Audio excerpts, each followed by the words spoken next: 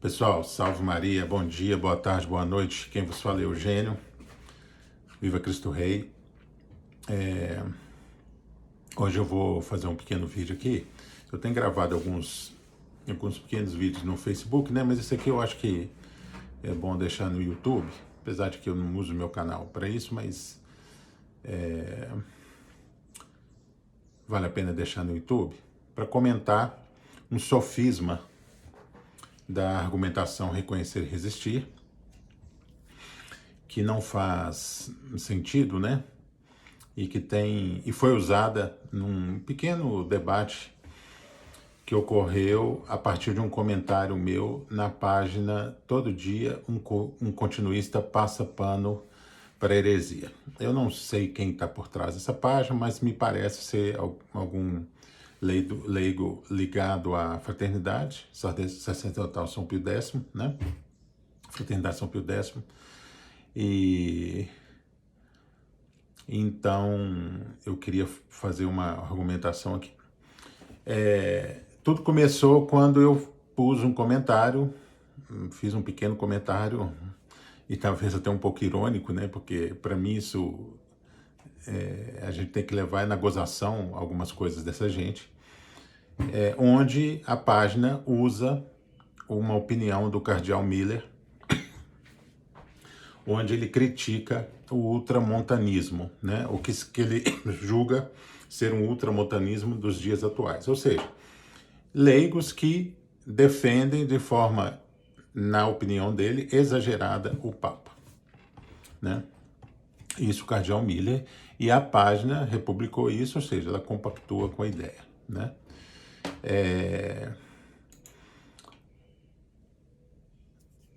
Aí ele usa a argumentação do Miller, né? O Miller diz o seguinte: uma crítica dos protestantes é que transformamos o Papa em um segundo Deus.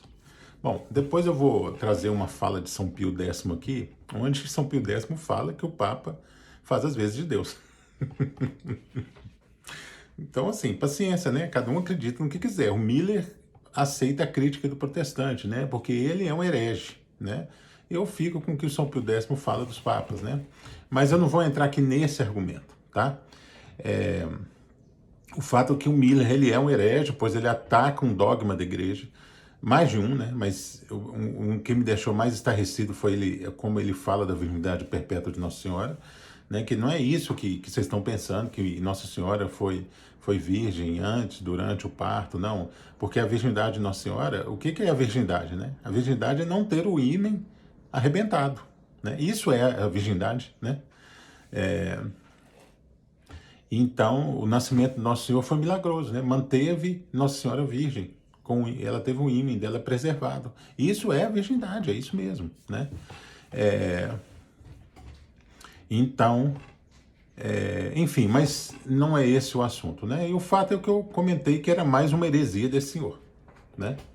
Bom, durante a pequena disputa, essa pessoa usou o seguinte argumento. Ele trouxe a seguinte pergunta, né? Uma pergunta que serve de argumento, né? E São Vicente Ferrer foi salvo? Né? Porque São Vicente Ferrer, todo mundo sabe que São Vicente Ferrer, ele viveu durante o cisma do Ocidente e ele defendeu por bastante tempo um Papa que não era o verdadeiro Papa, né? Ou seja, existia uma disputa, né, de quem era o verdadeiro Papa, e a igreja chegou a ter 3 papas, né? Urbano VI, Bento XIII e Clemente VII, me parece que é isso. E ele defendia o Bento XIII, São Vicente Ferrer. E isso eles usam como um argumento pró-movimento reconhecer e resistir. Por quê? São Vicente Ferrer, ao reconhecer um Papa falso, né? Ou seja, ele achava que Bento XIII era Papa, ele resistia a Urbano VI, que era o Papa verdadeiro. Olha pra você ver. Então tá argumentado, tá balançando aqui, tá argumentado e justificado o argumento RR, né? Olha pra você ver, São Vicente Ferrer tá no céu e ele resistiu a um Papa. Olha pra você ver que coisa boa. Né? Mas vamos ver, a história é essa mesmo, né? É isso que aconteceu? Não, não foi isso que aconteceu, né? Isso é um sofisma do movimento Reconhecer e Resistir, né? Isso é um sofisma, uma coisa que eles inventaram para poder justificar a posição deles, né? É legítimo resistir a um papa. Não é legítimo resistir a um papa, né? É absolutamente um sofisma, né? E de onde que eu tiro a minha resposta, né? A minha refutação? Eu vou me basear aqui primeiro num artigo que é de um leigo, né, mas era de uma revista chamada Cristandade, uma revista espanhola, e um artigo que foi publicado no dia 1º de abril de 48. O nome do autor deixa eu pegar aqui, porque está aqui um pouco para baixo. O autor do artigo é um doutor, um catedrático, perdão, José Maria Jiménez Fayós, parece que esse é o nome dele. Doutor em Ciências e licenciado em Filosofia e Letras pela Universidade de Valência, tá? Desse artigo eu vou trazer uma pequena argumentação, que é a seguinte.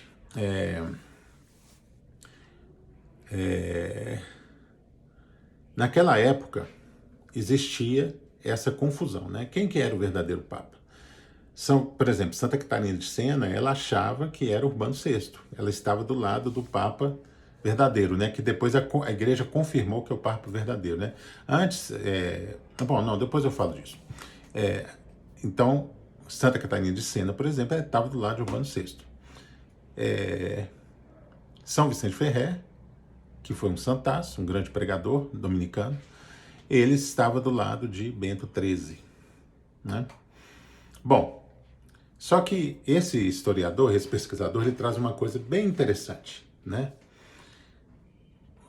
Depois eu vou disponibilizar esse artigo, quem quiser ter, é um artigo em espanhol, tá? É um impresso em espanhol dessa revista. Eu vou disponibilizar para quem quiser ler, né? Então ele conta que naquele período havia acusações, né? Você é cismático, você é herege, né? Você não sei o quê, eu sou todo lado de cá. Então tinha briga, normal, né? E primeiro, né?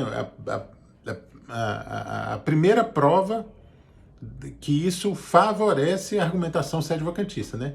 Existia confusão porque não se tinha a certeza de quem era o Papa, né? Ou seja, depois os teólogos vão explicar aqui que a unidade doutrinal da igreja, né, e essa unidade de governança, ela parecia que estava errada, mas que ela estava sucumbida, mas não estava, né?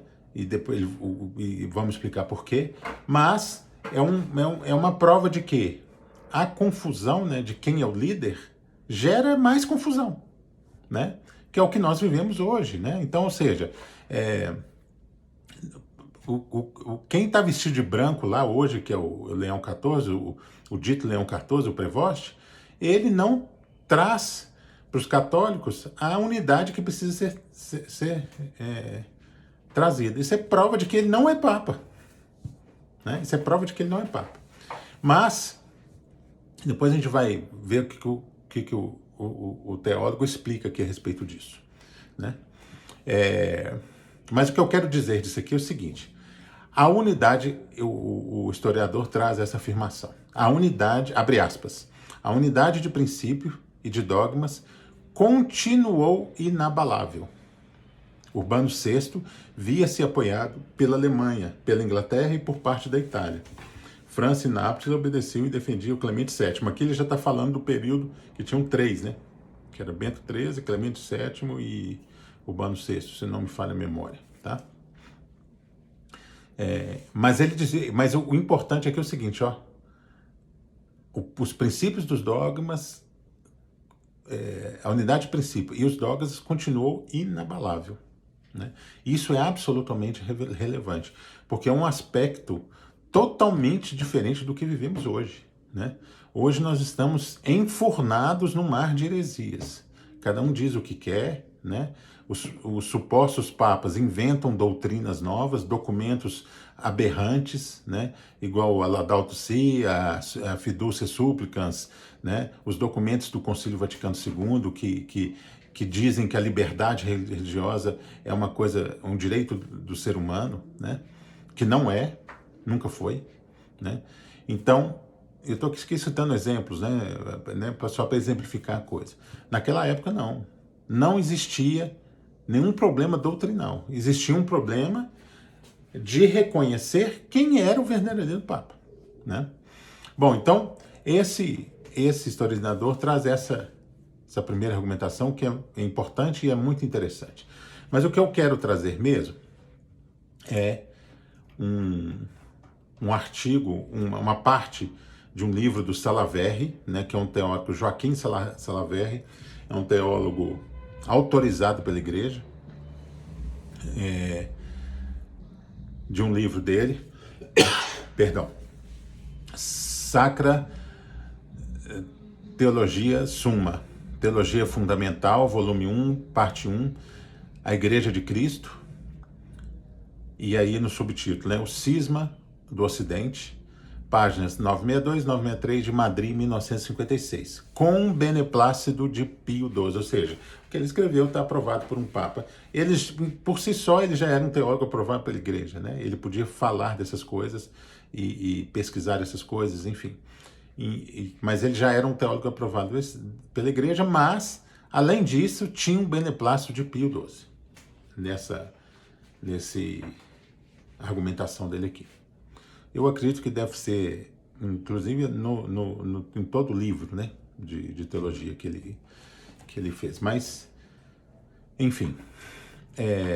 Então eu vou ler o texto, porque eu não vou o texto é muito esclarecedor e todo muito importante, então eu não vou me dar ao direito de tentar resumir e cometer falhas no resumo, né, de coisas que são absolutamente importantes. Então eu vou ler aqui o texto e... não é um texto longo, rapidamente a gente lê aqui, mas só para não perder os detalhes que são importantes, tá? Então, abre aspas. O chamado cisma do Ocidente, ocorrido entre 1378 e 1417, negrito, é hoje um fato histórico plenamente esclarecido. Ou seja, isso hoje para a igreja está esclarecido o que aconteceu naquela época, né? Segundo essa compreensão, a Igreja Católica pareceu estar dividida. Veja, pareceu estar dividida de 1378 a 1409, em duas obediências, a romana e a avignonense, que era o famoso Papa de Avignon, né? As quais se acrescentou uma terceira, a pisanense, em Pisa, a partir de 1409. Assim, por 38 anos, a unidade do governo pareceu faltar à Igreja Católica. Pareceu. Isso é extremamente importante. À luz da história, pode-se admitir que esse período tenha sido um breve e triste intervalo de confusão aparente na unidade da Igreja. Então, havia uma confusão aparente. Isso é extremamente relevante aqui nesse argumento. Então ele segue. Para resolver a dificuldade teológica daí surgida, foram propostas 3 principais soluções. A primeira sustenta que havia várias obediências, mas apenas a romana era legítima, Urbano VI, enquanto as outras eram cismáticas e, portanto, separadas da unidade da igreja, sendo impossível afirmar que todas fossem legítimas, permanecendo dentro dessa unidade. Essa é a posição de Straub. Acredito que um teólogo, né? A segunda solução admite a existência de várias obediências, mas nega que todas fossem legítimas, afirmando que apenas a romana era legítima, mais uma vez Urbano VI, enquanto as outras eram cismáticas apenas materialmente, afirmando que apenas a romana, mas não formalmente, em razão da dúvida legítima sobre a identidade do verdadeiro Papa. Ou seja, o que existia era uma dúvida de quem era o Papa, né? Então era um cisma, para essa segunda argumentação, um cisma apenas material. Essa é a posição defendida por de Groot e de Sand. Eu acredito que os nomes estou falando corretamente. A terceira solução também admite a existência de várias obediências. Veja, aqui é interessante observar esse detalhe. Está se falando de obediências. Não se está falando de resistência a Papa. Está falando de quem eu obedeço, não é quem eu resisto. Veja que interessante é isso, né? Então, a quem eu estou obedecendo, quem eu devo obedecer. Mas distingue cuidadosamente entre cisma formal e cisma meramente material. Também aqui, essa terceira argumentação faz essa separação. Nega-se que tenha havido cisma formal e afirma-se que o cisma foi apenas material e, mesmo assim, não real e próprio. Isso é, não procedente de uma vontade firme e absoluta de não obedecer ao verdadeiro pontífice. Então, olha para vocês verem. Não existia oposição nem resistência ao verdadeiro pontífice. Era uma dúvida sobre em quem era o legítimo. Por quê? São Vicente Ferrer, ao obedecer Bento XIII, ele obedecia um papa que para ele era o legítimo. Santa Catarina de Sena, ao obedecer Urbano VI, obedecia um papa que para ela era legítimo. Né? Ou seja, um juízo da razão fazia esses santos entender que um era legítimo e o outro era legítimo. Porém, e aí que vem a refutação para cima dessa heresia do reconhecer e resistir, a pessoa obedecia, o santo obedecia, o católico obedecia quem ele achava que era o Papa. Ele não resistia ao outro, não vou resistir a Urbano VI, não. Não, Urbano VI não é Papa, eu obedeço Bento XIII. Isso é o que dizia São Vicente Ferrer. Então veja, não tem nada de reconhecer e resistir nessa história, né? É um sofisma a argumentação desse rapaz, de quem é que esteja por trás dessa página RR. Um absoluto sofisma, né? Então segue, né? Não procedente de uma vontade firme e absoluta de não obedecer ao verdadeiro pontífice. Ou seja, o cisma, vai ser dito aqui para frente, o cisma o que é? Eu negar a obediência a um verdadeiro pontífice. Ninguém fazia isso. Né? E aí Salaverry vai continuar aqui para a gente entender de forma completa isso. Né? Mas apenas um cisma aparente, resultante de uma vontade hesitante e condicionada de não obedecer a um pontífice cuja legitimidade era duvidosa. Ou seja, eu não obedeci a alguém que eu achava que esse rapaz não pode ser romano pontífice. Eu não obedeço. É o que São Vicente Ferrer dizia de Urbano VI. Né? Segundo essa interpretação, o cisma obscurecia a visibilidade da unidade, mas não a suprimia. Essa é a posição de Dosch, mais amplamente desenvolvida por Der Erbnin. Esse aqui tem um nome um pouquinho mais difícil.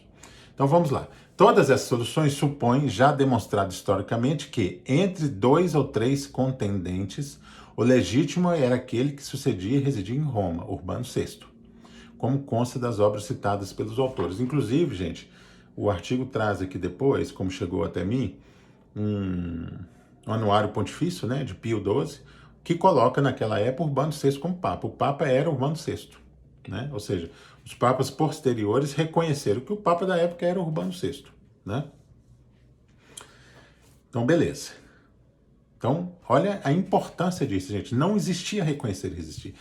São Vicente Ferrer não estava resistindo a um Papa legítimo. Não, ele tinha um entendimento, né, uma análise errônea de quem era o Papa. O que é muito diferente ao reconhecer e resistir. Né?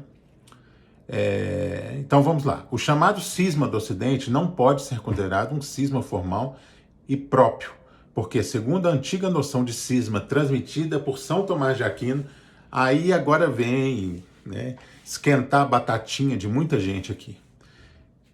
Em sua suma, mais de 100 anos antes do início desse cisma, são propriamente cismáticos aqueles que recusam submeter-se ao sumo pontífice e recusam comunicar-se com os membros da igreja sujeitos a ele. Então, cismático é quem? Né? Cismático é a fraternidade São Pio X, que recusa-se a obedecer plenamente, né, a quem ela chama de Papa. Né? Como ela desobedece? Porque uma vez alguém da fraternidade falou assim, a fraternidade desobedece o Papa em quê? Sim, desobedece, né? Na liturgia, por exemplo, né? O Papa reinante, agora supostamente reinante para eles, diz que a liturgia é o Novus Ordo Missae, é a missa nova, que está em todas as paróquias do mundo todo, pelo menos as ocidentais, né? A fraternidade faz isso? Não. Ela fala assim, não, eu não vou seguir isso não, siga a liturgia antiga aqui, ó, não sei o que e tal. Tanto que se precisou fazer conchabrações, né, não sei o que e tal, para seguir, né. Por exemplo, o IBP, vendo isso, né, honestamente, vamos dizer, né, pelo menos eles dizem, pediram uma licença para rezar São Pio X, a liturgia de São Pio X. Pelo menos são mais honestos nesse ponto, né. Mas a fraternidade, sim, desobedece, né? Ou então a fraternidade está dando a bênção da fiducia supplicans. Ela está dando a bênção da fiducia supplicans, né? Ela está obedecendo ao Papa que ela achava que reinava gloriosamente? Não, não está obedecendo. Cisma, né? Atitude cismática, né? Então São Pio X, São Tomás de Aquino diz isso, né? Então, é cismático quem se recusa a obedecer um Papa legítimo, né? A fraternidade acha que aquele lá é um Papa legítimo, né? Ao contrário de nós, sede-vacantistas, né? Nós não entendemos, né? Recusamos aceitar que esses são legítimos papas, então nós não obedecemos eles em nada. Seguimos o que fala o Código de Direito Canônico. Enquanto a sé está vacante, congela-se o que foi feito em Pio XII. Então nós obedecemos lá, chegamos em Pio XII, obedecemos da forma que nos é possível, né? Obedecer aquilo que Pio XII. Por que eu digo da forma que nos é possível? Por exemplo, nós não conseguimos ter missa numa igreja, num local adequado. Temos missas em casa, né? Isso não é absolutamente uma regra válida, né? Mas isso sim explica um estado de necessidade para nós, porque nós não temos Papa, né? Então isso explica um estado de necessidade para nós. Aqui, ó, aqui atrás, aqui é uma capela, ó, na minha casa. Tem uma capela aqui, ó. Eu tô dentro aqui da sacristia. Aqui, essa paredinha aqui, tá a capela ali, né? Isso aqui é o normal? Não, não é o normal. Mas eu não estou lá na paróquia, eu não tenho como estar na paróquia lá, né? Eu vou chegar lá, vou pedir o padre, sou sede-vacantista, deixa eu rezar a missa aqui. Né? O padre vai pedir? Não vai, né? Não tem jeito. Então, por isso, temos a missa aqui. Esse estado de necessidade nos justifica, né? Ao contrário da fraternidade, que faz isso por desobediência a alguém que ela acha que é legítimo pai e por isso cismática, né?